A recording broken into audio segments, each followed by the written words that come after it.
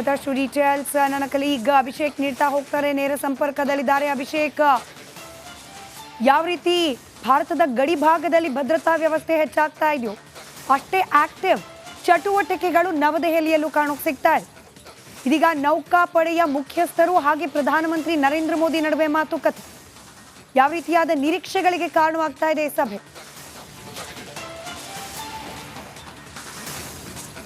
ಮೊದಲನೇದಾಗಿ ಈ ಒಂದು ಸಭೆಯಿಂದ ಮತ್ತೊಂದು ಸಂದೇಶವನ್ನು ನಮ್ಮ ಭಾರತೀಯ ಸೇನೆ ರವಾನೆ ಮಾಡ್ತಿರುವಂಥದ್ದು, ಅದರ ಜೊತೆಗೆ ನಮ್ಮ ಭಾರತೀಯ ಸರ್ಕಾರ ಕೂಡ ರವಾನೆ ಮಾಡ್ತಿರುವಂಥದ್ದು. ಕಾರಣ ಏನು ಅಂತ ನಾವು ನೋಡಿದಾಗ ಇಷ್ಟು ದಿನಗಳ ಕಾಲ ಅಂದರೆ ಕಳೆದ 2-3 ದಿನಗಳಿಂದ ನಾವು ನೋಡಿರುವಂಥದ್ದು ಮಿಸೈಲ್ ಅಟ್ಯಾಕ್ ಆಗಿರ್ಬೋದು, ಓವರ್ ದ ಏರ್ ಅಟ್ಯಾಕನ್ನು ಮಾಡಿರುವಂಥದ್ದು.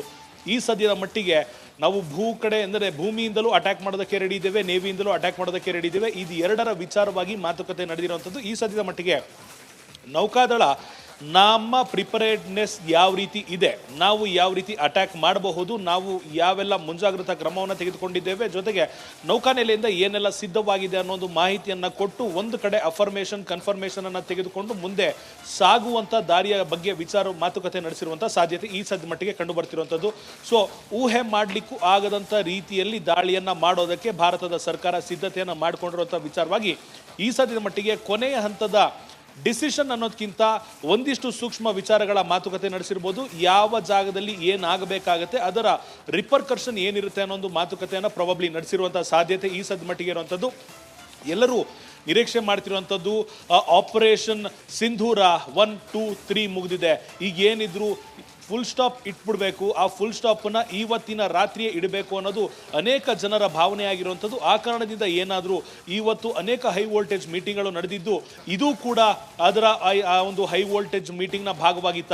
ಆ ಹೈ ವೋಲ್ಟೇಜ್ ಮೀಟಿಂಗ್ಗಳ ಒಂದು ವಿಚಾರ ವಿನಿಮಯ ಏನಾಗಿತ್ತು, ಅದರ ಔಟ್ಕಮ್ ಏನಾದರೂ ನೌಕಾ ನೆಲೆಯ ಮೀಟಿಂಗ್ ಆಗಿದೆಯಾ, ಇಂತಹ ಒಂದಿಷ್ಟು ಗೊಂದಲ ಇದ್ರೂ ಕೂಡ ಕ್ಲಾರಿಟಿ ಇರುವಂಥ ವಿಚಾರ ಏನಂದರೆ ನಾವು ಅಟ್ಯಾಕ್ ಮಾಡೋದಕ್ಕೆ ರೆಡಿ ಇದ್ದೇವೆ. ಒಂದೇ ಒಂದು ತಪ್ಪು ಹೆಜ್ಜೆ ಅವರ ಕಡೆಯಿಂದ ಬೇಕಾಗಿದೆ, ಅಲ್ಲಿಯವರೆಗೂ ಕಾಯೋದು. ಅದಾದ ನಂತರ ನೌಕಾನೆಲೆಯಿಂದ ಕೂಡ ಇಡೀ ಪಾಕಿಸ್ತಾನದ ವಿರುದ್ಧ ಸಮರವನ್ನು ಸಾರೋದು. ಇದಕ್ಕೆ ಬೇಕಾದಂಥ ಒಂದಿಷ್ಟು ಅಗತ್ಯ ಮಾಹಿತಿಗಳನ್ನು ಪ್ರಧಾನಿರವರಿಗೆ ಸಲ್ಲಿಸಿ ಪ್ರಧಾನಿರವರಿಂದ ಒಂದು ಗ್ರೀನ್ ಸಿಗ್ನಲ್ ಪಡೆಯೋದು ಬಾಕಿ ಇತ್ತೇನೋ, ಆ ಒಂದು ಗ್ರೀನ್ ಸಿಗ್ನಲ್ ಇವತ್ತು ಲಭಿಸಿರುವಂತೆ ಕಾಣ್ತಿರುವಂಥದ್ದು.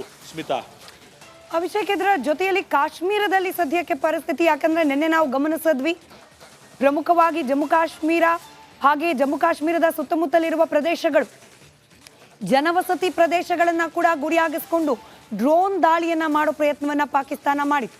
ಇವತ್ತು ಕೂಡ ಅಂಥದ್ದೇ ಕುಚೇಷ್ಟೆ ಮಾಡಬಹುದು ಅನ್ನೋ ನಿರೀಕ್ಷೆ ಇದೆ. ಆ ರೀತಿಯಾದ ಲಕ್ಷಣಗಳು ಕಾಣೋಕೆ ಸಿಗ್ತಾ ಇದೆ. ಹೀಗಾಗಿ ಜಮ್ಮು ಕಾಶ್ಮೀರ ಭಾಗದಲ್ಲಿ ಭದ್ರತಾ ವ್ಯವಸ್ಥೆ ಯಾವ ರೀತಿ ಇದೆ?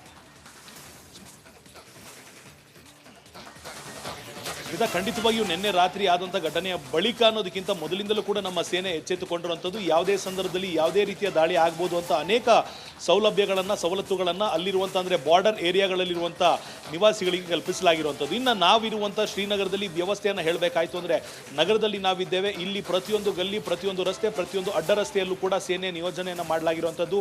ಇವತ್ತು ಕೋವಿಡ್ ಲಾಕ್ಡೌನ್ 1 ಹಾಗೂ 2 ಸಂದರ್ಭದಲ್ಲಿ ಯಾವ ರೀತಿ ಕಂಪ್ಲೀಟ್ ಝೀರೋ ಟ್ರಾಫಿಕ್ ಇರ್ತಿತ್ತು, ಜನರು ಓಡಾಡ್ತಾ ಇರಲಿಲ್ಲ, ಅಂತಹ ಚಿತ್ರಣವನ್ನು ಇವತ್ತು ನಾವು ಗಮನಿಸಿರುವಂಥದ್ದು. ಶ್ರೀನಗರದ ಏರ್ಪೋರ್ಟ್ ಬಳಿ 2 ಪಟ್ಟು ಸೇನೆಯನ್ನು ಹೆಚ್ಚಳ ಮಾಡಲಾಗಿರುವಂಥದ್ದು ನಿಯೋಜನೆಯನ್ನು. ಮತ್ತೊಂದು ಕಡೆ ಅಗತ್ಯ ವಸ್ತುಗಳ ಅಂಗಡಿಗಳು ಕೂಡ ಇವತ್ತು ಮುಚ್ಚಿರುವಂಥದ್ದು. ಇಲ್ಲಿ 144 ಅನ್ನೋದಕ್ಕಿಂತ ಇಲ್ಲಿರುವಂಥ ಜನರೇ ಸ್ವಯಂ ಪ್ರೇರಿತವಾಗಿ ಒಂದಿಷ್ಟು ಅಂಗಡಿ ಮುಂಗಟ್ಟುಗಳಿರ್ಬೋದು, ಶಾಲಾ ಕಾಲೇಜುಗಳಿರ್ಬೋದು, ಕಚೇರಿಗಳಿರ್ಬೋದು, ಎಲ್ಲವನ್ನ ಬಂದ್ ಮಾಡಲಾಗಿರುವಂಥದ್ದು. ಅನೇಕ ಮೀಟರ್ಗಳ ಅಂತರದಲ್ಲಿ ಅಂದರೆ ಕೇವಲ ಒಂದು ಸಂಖ್ಯೆಯ ಅಂತರದ ಮೀಟರ್ನಲ್ಲಿ ಫೌಜಿ ಅಂದರೆ ಏನು ನಾವು ಸೇನೆಯವ್ರನ್ನ ನಿಯೋಜನೆ ಮಾಡಲಾಗಿರುವಂಥದ್ದು. ಅನೇಕ ರಸ್ತೆಗಳಲ್ಲಿ ವಾಹನಗಳನ್ನು ನಿಯೋಜನೆ ಮಾಡಲಾಗಿರುವಂಥದ್ದು. ಇಲ್ಲಿ 144 ನಾವು ಬೆಂಗಳೂರಿನಲ್ಲಿ ಹಾಗೂ ನಮ್ಮ ರಾಜ್ಯದಲ್ಲಿ ಯಾವ ರೀತಿ 144 ನೋಡ್ತೀವಿ, ಆ ಒಂದು ಚಿತ್ರಣವನ್ನು ನಾವು ಈ ಸದ್ಯ ಕಾಶ್ಮೀರದಲ್ಲಿ ನೋಡ್ತಿದ್ದೇವೆ. ಇದರ ಜೊತೆಗೆ ಬಾರ್ಡರ್ ಏರಿಯಾಗಳಲ್ಲಿ ಸಮಸ್ಯೆ ಆಗಬಾರ್ದು ಅಂತ ನಿಟ್ಟಿನಲ್ಲಿ ಅಲ್ಲಿರುವಂಥ ನಿವಾಸಿಗಳನ್ನು ಬೇರೆ ಬೇರೆ ಸೂಕ್ಷ್ಮ ಪ್ರದೇಶಗಳಲ್ಲಿರುವಂಥ ಜನರನ್ನ ಸೇಫ್ಟಿ ಪ್ಲೇಸ್ಗಳಿಗೆ ಮೂವ್ ಮಾಡಲಾಗಿದೆ. ಈ ಸದ್ಯದ ಮಟ್ಟಿಗೆ ಬಾರ್ಡರ್ನಲ್ಲಿ ಅಟ್ಯಾಕ್ ಮಾಡಿದ್ರೂ ಕೂಡ ಜನರ ಜೀವಕ್ಕೆ ಹಾನಿ ಆಗಬಾರ್ದು ಅನ್ನೋದು ನಿಟ್ಟಿನಲ್ಲಿ ಕ್ರಮವನ್ನು ತೆಗೆದುಕೊಳ್ಳಲಾಗಿದೆ. ಪೂಂಚ್ನಲ್ಲಿ ಟೂರಿಸ್ಟ್ಗಳಿರ್ಬೋದು, ಸ್ಥಳೀಯರಿರ್ಬೋದು, ಇಡೀ ಊರನ್ನೇ ಖಾಲಿ ಮಾಡಿಸಲಾಗಿರುವಂಥದ್ದು. ಯಾವುದೇ ಸಂದರ್ಭದಲ್ಲಿ ಪಾಕಿಸ್ತಾನ ತನ್ನ ನರಿಬುದ್ಧಿಯನ್ನು ಪ್ರದರ್ಶನ ಮಾಡುವಂಥ ಸಾಧ್ಯತೆಯೇ ಹೆಚ್ಚಿರೋದ್ರಿಂದ ಜನರ ಜೀವಕ್ಕೆ ಹಾನಿ ಆಗಬಾರ್ದು, ಆಸ್ತಿ ಪಾಸ್ತಿ ಹಾನಿ ಆದರೂ ಕೂಡ ಜನರ ಜೀವಕ್ಕೆ ಹಾನಿ ಆಗಬಾರ್ದು ಅಂತ ಅನೇಕ ಮುಂಜಾಗ್ರತಾ ಕ್ರಮಗಳನ್ನು ಈ ಸದ್ಯ ಮಟ್ಟಿಗೆ ಭಾರತೀಯ ಸೇನೆ ಕೈಗೊಂಡಿರುವಂಥದ್ದು. ಈ ಸದ್ಯದ ಮಟ್ಟಿಗೆ ಇವತ್ತೂ ಕೂಡ ಅಂದರೆ ನಿನ್ನೆಯಿಂದ ಆರಂಭವಾಗಿರುವಂಥ ಬ್ಲ್ಯಾಕ್ಔಟ್ ಏನಿದೆ, ಇನ್ನು ಮುಂದೆ ಕಂಟಿನ್ಯೂ ಆಗುವಂಥ ಹೆಚ್ಚಿನ ಲಕ್ಷಣಗಳು ನಾವು ನೋಡ್ತಿದ್ದೇವೆ. ಸ್ಮಿತಾ, ರೈಟ್, ಧನ್ಯವಾದ ಅಭಿಷೇಕ್ ಮಾಹಿತಿಗಾಗಿ. ಸಮೀಪದಲ್ಲೇ ಇದೆ ನೌಕಾಪಡೆ, ಯುದ್ಧ ಸನ್ನದ್ಧ ಸ್ಥಿತಿಯಲ್ಲೇ ಇದೆ.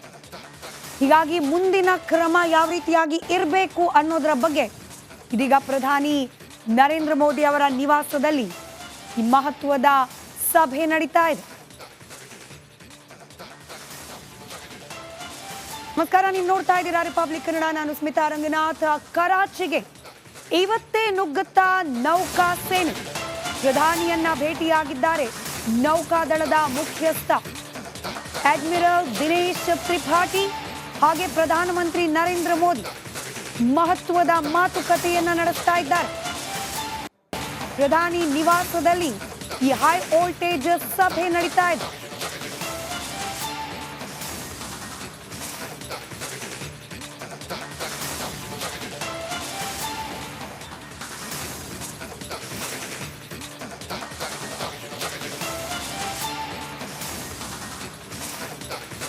ಇನ್ನು ಹಿಂದೆ ಸಂಜೆ 5:30 ಸುಮಾರಿಗೆ ವಿದೇಶಾಂಗ ಕಾರ್ಯದರ್ಶಿ ವಿಕ್ರಮ್ ಮಿಸ್ರಿ ನೆನ್ನೆ ತಡರಾತ್ರಿ ಪಾಕಿಸ್ತಾನ ನಡೆಸಿದ ಪ್ರಚೋದಿತ ದಾಳಿಯ ವಿವರವನ್ನ ಮಾಧ್ಯಮಗಳ ಮುಂದಿಟ್ಟು 400ಕ್ಕೂ ಅಧಿಕ ಡ್ರೋನ್ಗಳ ಮೂಲಕ ಪಾಕಿಸ್ತಾನ ಭಾರತದ ಕೆಲ ಆಯ್ದ ನಗರಗಳನ್ನ ಅಟ್ಯಾಕ್ ಮಾಡೋ ಪ್ರಯತ್ನ ಮಾಡಿತು.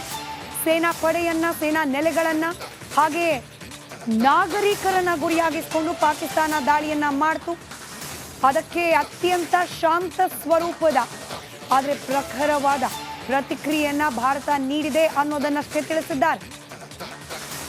ಪಾಕಿಸ್ತಾನ ಆಪರೇಷನ್ ಸಿಂಧೂರ ಆದ ನಂತರದಲ್ಲಿ ಎಲ್ಒಸಿ ದಾಟಿದ ಭಾರತದ ಪ್ರದೇಶದಲ್ಲಿ ನಿರಂತರವಾಗಿ ಅಪ್ರಚೋದಿತ ದಾಳಿಯನ್ನ ಮುಂದುವರಿಸಿಕೊಂಡು ಬರ್ತಾ ಇದೆ.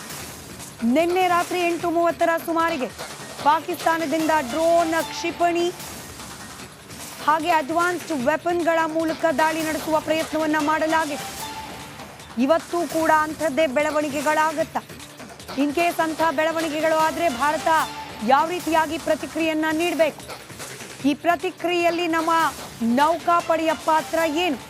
ಇದೆಲ್ಲದರ ಬಗ್ಗೆ ಇದೀಗ ಪ್ರಧಾನಿ ನರೇಂದ್ರ ಮೋದಿ ಹಾಗೆ ಅಡ್ಮಿರಲ್ ದಿನೇಶ್ ತ್ರಿಪಾಠಿ ಮಾತುಕತೆಯನ್ನ ನಡೆಸ್ತಾ ಇದ್ದಾರೆ.